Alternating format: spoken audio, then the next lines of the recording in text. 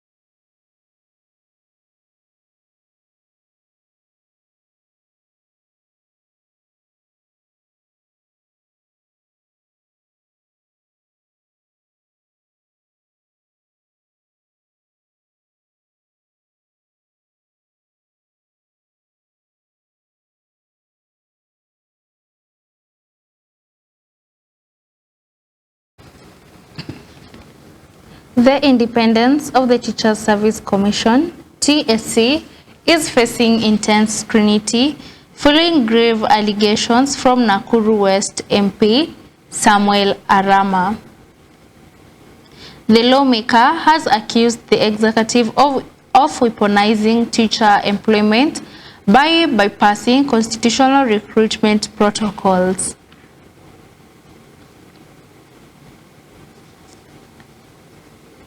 Speaking on Friday, the lawmaker asserted that appointment letters, traditionally professional human resource documents, are now being distributed as political favors to reward loyalty to the current administration.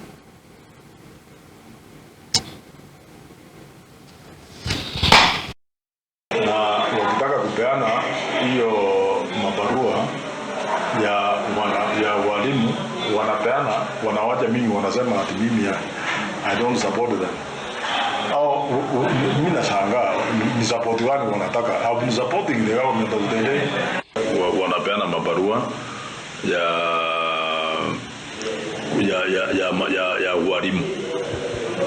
Ati sasa unakuta mtu wako na 10 letters, mwingine alikuwa na 15, alafu wanasema sisi serikali ni yetu, so tunapewa mabarua kutoka State House. Why should the State House give some members of parliament from one community? Sasa tunasema ikifika 2027 hata sisi tutaweka serikali ile itakuwa hapo na sisi tupate hiyo mabarua, because you cannot support our government.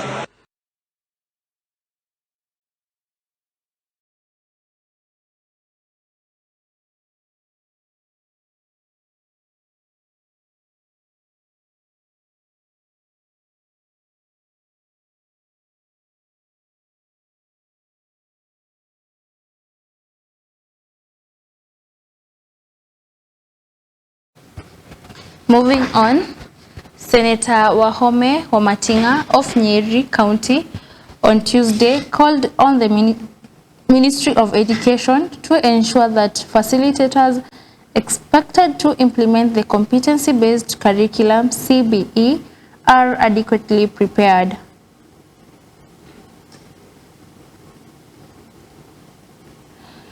He emphasized that proper training is key to delivering quality and high standard education to learners.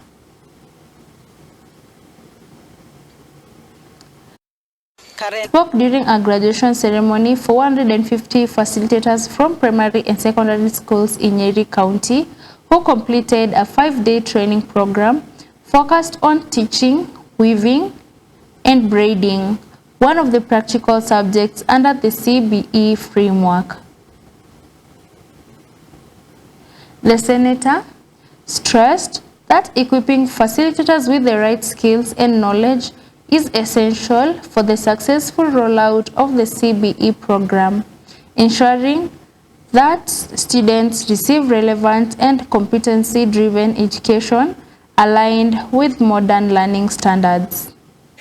Computer studies and digital literacy is a competence that is required by all the learners, and we have more than 30,000 learners who are going to be impacted. We have trained them on coding and ICT integration, and now they are well equipped, so that now once they get back to class, they will be able now to integrate ICT into their teaching, and now that is going to open and make sure that learning is limitless in classroom. It is quite unfortunate that the Ministry of Education has remained very, very dysfunctional, and at times when it came to administration of and management of the curriculum, we've not seen any support from them. If they don't change, then they have to ship out, because there are no two ways about it. We are not going to compromise on the quality of our education, and it cannot be that the minister and the peers do not have idea what's happening.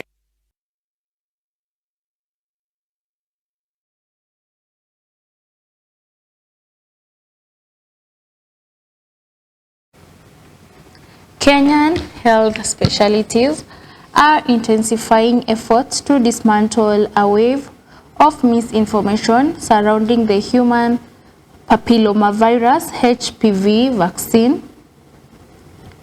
Persistent, unfounded fears that the jab causes infertility or long-term health complications have significantly hampered immunization efforts.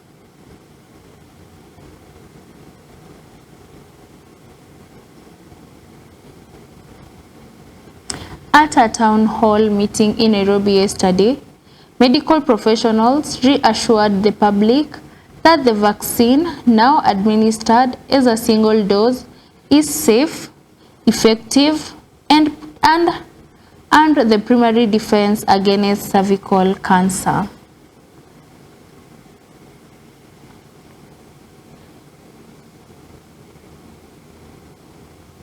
With girls of that age to visit their nearby health facilities so that the girls can be injected HPV vaccine.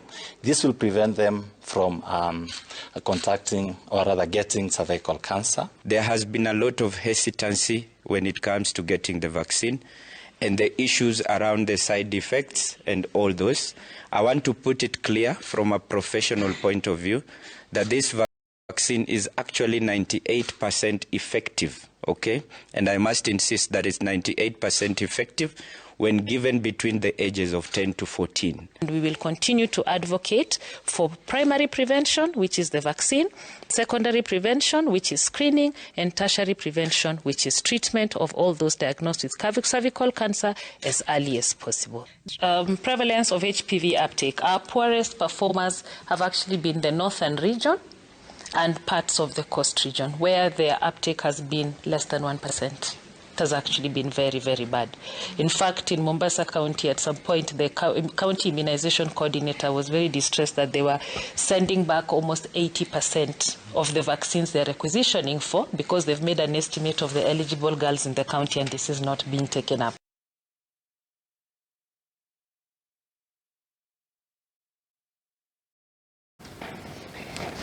Bungoma Governor Kenneth Lusaka faced intense scrutiny from the Senate County Public Accounts Committee regarding the county's failure to remit statutory deductions and settle long overdue employee benefits.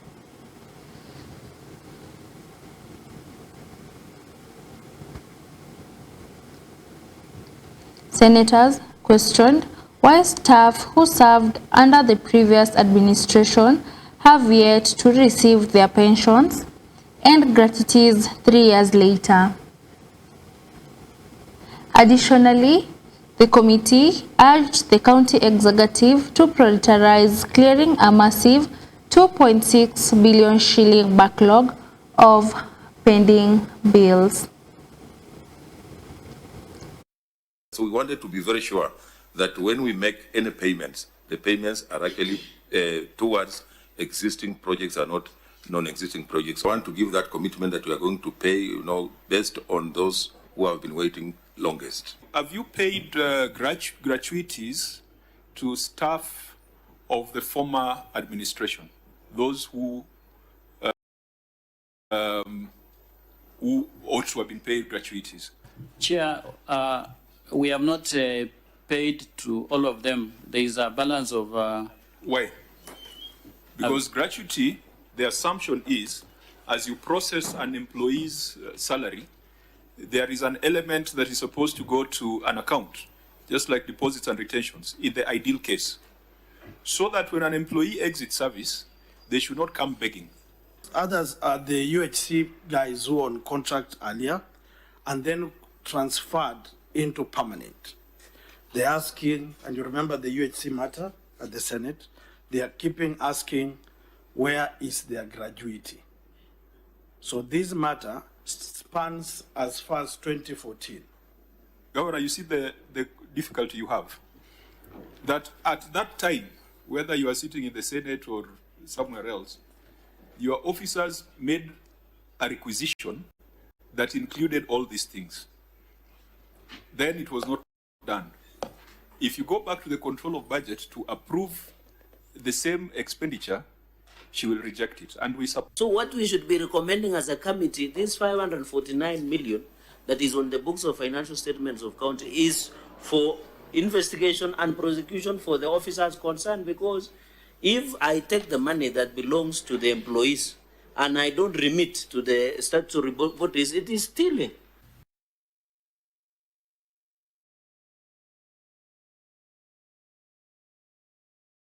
That's all we had for you, our viewers. Thank you for joining us for the Prime News. You've been with me, Ruth Wairimu, and my sign language interpreter doing the voicing, Irene Chebiwot. Please follow us on all our social media platforms, Instagram, Twitter, TikTok, and also YouTube. Have a good night.